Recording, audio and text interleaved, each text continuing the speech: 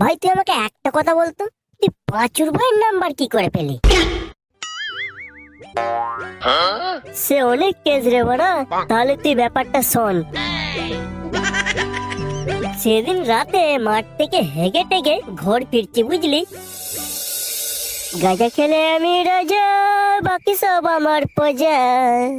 গাঁজা খাবি না খাবি কি, গাঁজার মতো আছে কি?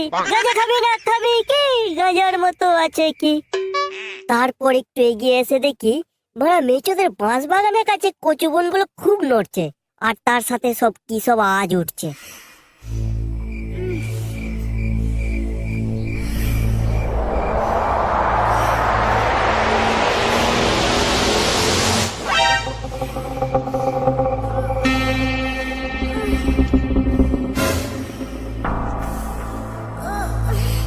আমি কি করলাম, আমার বাপের 3 ব্যাটারি টোস্টটা বের করে অমনি কচুবনের দিকে মেরে দিলাম।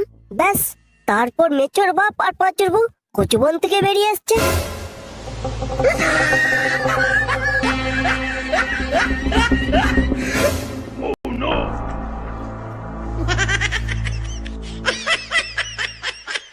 তারপর তুই কি করলি?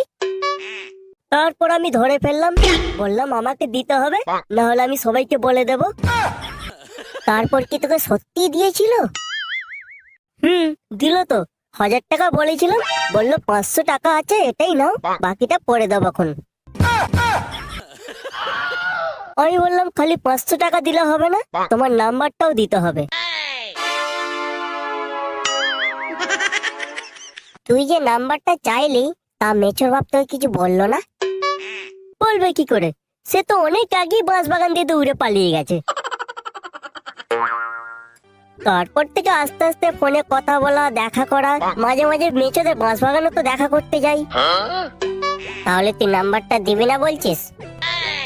না ভাই, এখন ফুল কানেকশন আছে, নাম্বার দেওয়া যাবে না। ফুটো বৌদির নাম্বার আছে, নিবি? বেরো শালা, তোর ফুটো বৌদিরও নাম্বার দরকার নেই, আর পাঁচু বৌদিরও নাম্বার দরকার নেই।